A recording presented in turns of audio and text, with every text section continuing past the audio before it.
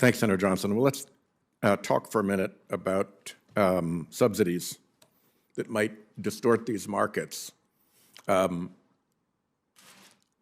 seems to me that it's fairly elementary economics that the negative externalities from a product ought to be included in the price of the product in order for the proper market decisions to be made.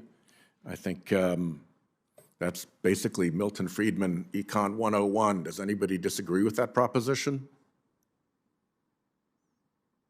Okay, no evident disagreement. So and let's just go back. The most famous negative externality is, of course, pollution, is it not? Across the economic literature. Are you including the negative externalities, Senator, attendant upon renewable, unconventional energy? I'm asking the general economic question, whether we all agree, which we seem to, that negative externalities under basic market theory ought to be included in the price of the product so the market can work correctly. And if that's true, then if there are negative externalities that are not baked into the price of the product, it would seem to me that that would count as a subsidy. In fact, economists regularly refer to those socialized negative externalities as subsidies. That's a fairly standard proposition in economic literature, isn't it? Mr. Ramey? Just minor distinction, typically I think we would refer to unpriced externalities as an indirect subsidy, whereas a tax credit or a grant would be a direct subsidy. Yeah, but a subsidy nonetheless. Yes. And that's widely accepted as the appropriate terminology in the economic literature, correct? In environmental economics, the field that I know, yes. Yeah. Dr. Semyonuk. And if I may add, the International Monetary Fund, to put this into perspective, estimates about 1 trillion or even less in direct subsidies. In 22, they were above 1 trillion. But these indirect subsidies amount to $5 trillion. And I just want to add that our estimates about economic competitiveness do not take into account these indirect subsidies because, as you say, they aren't priced. Yeah, in fact, I was going to raise that International Monetary Fund number myself. The most recent one that I have seen from the International Monetary Fund for indirect subsidy of fossil fuel just in the United States is $660 billion every year. That is a very, very big subsidy for renewals to have to climb uphill against. Is that part of Dr. Semyonuk? Is that the U.S. part of the number, the $5 trillion number you're referring to? Yes. Okay. Thanks very much. Do you want to, okay. Well, let me ask, I'd like to ask a series of questions of Mr. Zeichel, if you'd stand by for a moment. First of all, you seem to be agreeing that negative externalities under economic theory ought to be into price, and that when they're not, that's an indirect subsidy of the product whose negative externalities are not priced. Is that a correct statement? Yes, that's correct. Now, reviewing your testimony, I'm just a little bit confused by it, and I'd like to go through some of the propositions. You seem to be saying on occasions that the Earth just isn't warming, that in 2015... That's not what I said at all. Well, you have an exhibit that says there are no significant trends in warming. You then separately say that there is, in fact, a 1.1 degree increase since 1880, and that roughly half of it is produced by anthropogenic sources, which I presume you mean fossil fuel combustion. Well, much of it is fossil fuel combustion, not all of it. You say roughly half. Anthropogenic sources are man-made. Natural variability is not. And you think that half of the 1.1% increase that we've The seen available evidence is in the peer-reviewed anthropogenic. literature suggests that about half of the 1.1 degree temperature increase since 1850 is anthropogenic. Yes, that's correct. And of the anthropogenic, it's essentially all carbon combustion.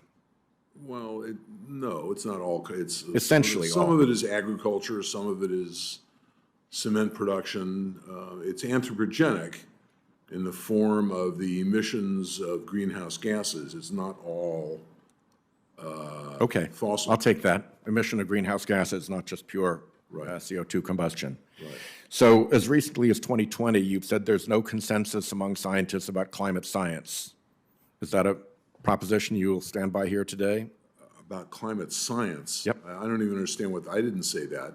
Actually, you did, and we'll get that information to you, but no point quarreling over it now. Where in my statement do you see that? No, this is in 2020. It was in a document called A Critique of the House Republican Climate Policy Proposals. There's no consensus on the equilibrium climate sensitivity of the climate system. In other words, if you emit another ton of greenhouse gases, what is the effect on temperatures after the climate system adjusts fully? There's no So consensus saying on that one additional aliquot of carbon dioxide can't predict precisely No, a degree of do not temperature know. increase. We do not That's a different know. thing than saying that there's no consensus among scientists about climate science.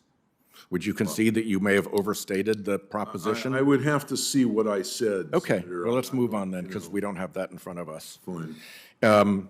In 2019, when President Trump said that global warming is a hoax, you said there is very substantial truth in that statement. What did you mean by saying that there is Well, very substantial truth in President I would Trump be the calling first to this a agree hoax? that the precise use of language is not among Mr. Trump's political habits and mannerisms. What he actually said was a lot of it is a hoax. Now, the argument that... Is a lot of it a hoax? A lot of it is a hoax. Well, I don't know what a lot of it means. Well, you're the one who said I- very substantial. Pardon me? You're the one who used the words very substantial. Well, the argument that a that lot? there's a crisis looming is a hoax. The argument that a U.S. net zero policy will make an appreciable difference is a hoax.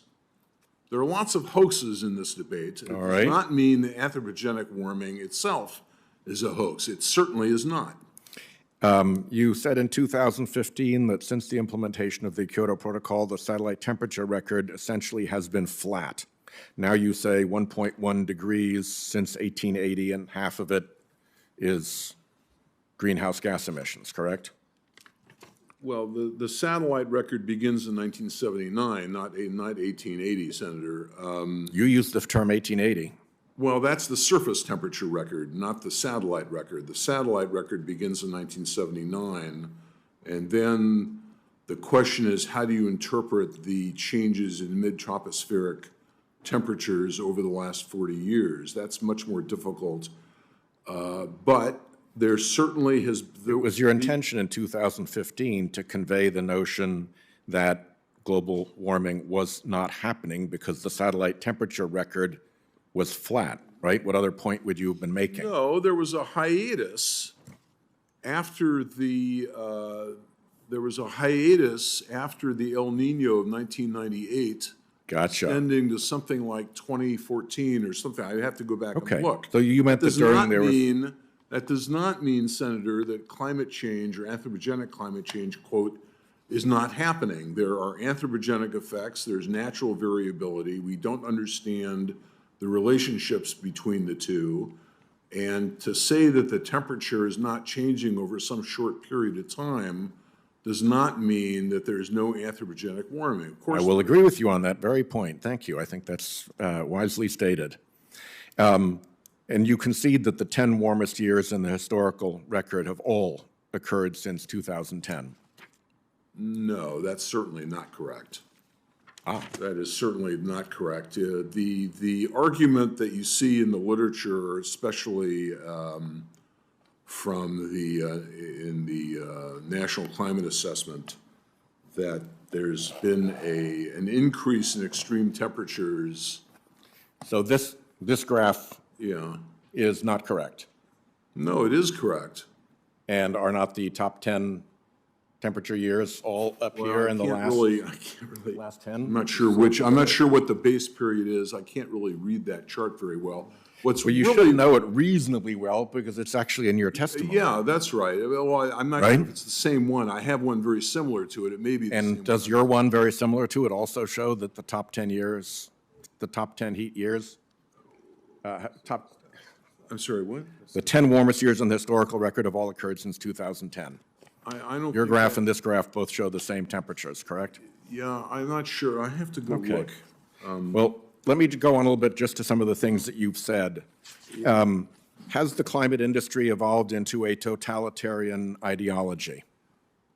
Well, climate policy has evolved into a totalitarian ideology, controlling how people move, controlling the type of heaters they use, controlling the type of stoves they use, controlling the characteristics of the homes they live in. You draw an equivalence transportation. in the statement that you said the climate industry evolved into a totalitarian ideology, is your quote, and you make a reference in that quote, in that passage, also to Benito Mussolini. What is the point of making a reference to Benito Mussolini in the context of the discussing what you call the climate industry? Mussolini's quote was that everything within the state, everything by the state, everything for the state, and we have arrived not far from the position in which everything is climate, everything is part of climate, and everything is driven by climate. All right. So it really is, I think, there is a certain totalitarian flavor at a minimum.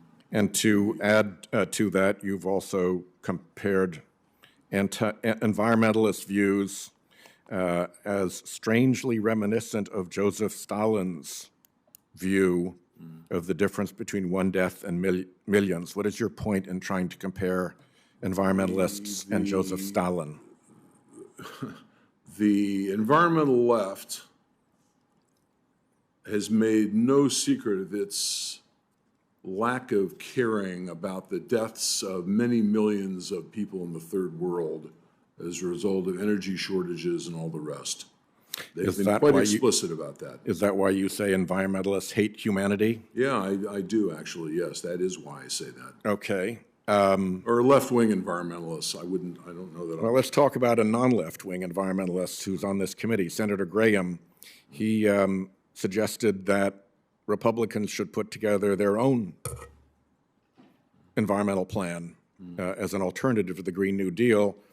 You responded that he was embracing an anti-human world view, and that the mere endorsement of a climate policy implies an endorsement of the climate crisis view. Was it your intention to compare Senator Graham with an anti-human? Those are two separate statements, Senator.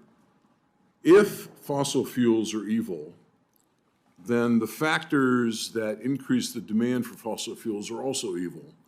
Among them, prominently, are investments in human capital, healthcare, training, education, all the rest. If you really believe that fossil fuels are evil, then investments in human capital are also evil, and therefore... Well, I don't think I've said that fossil fuels I didn't say that you are said evil, that, but Senator. you have said that it's an anti-human world view. Yeah, and I'm explaining why that is true. Okay. Okay, and what was And the second? What was you're saying that Senator Graham is embracing that anti-human worldview by agreeing to work or try to develop a climate policy? No, what I said about Republicans endorsing climate policies is that if in fact they endorse climate policies, then they implicitly or explicitly are endorsing the climate crisis narrative for which there's no evidence. And once you adopt that stance, there's no principle to defend against the most extreme policy proposals. I'd never used or thought that Senator Graham was anti-human in any sense. Well, that's good, because he and I are friends, and I don't think he is either. Before you became, Senator Lujan is here, are you ready to go, sir, or shall I? Okay. Before you began to offer testimony in the arena of climate change, you were often consulted and offered reports and so forth by the tobacco industry. Is that correct? No, that's simply not correct. Nope. You were not part of the Tobacco Institute's stable of consultants? No, Senator. The late Professor Bob Tollison, for 2 or 3 years running, received small grants from the Tobacco Institute to organize sessions at the Western Economic Association annual meetings on the general topic of whether or not tobacco taxes are efficient economically. Well, I'll tell you what I will do. Well, Senator, if you would let Senator me answer Lujan your is question, here. I'd appreciate it. The question was quite simple. Were you paid by tobacco industry organizations or organized by them to provide testimony, including the Tobacco Institute? Each year for about 2 or 3 years, yes. Okay. Well, here's what I will do, because Senator Lujan is ready to go. I will review what I consider to be multiple occasions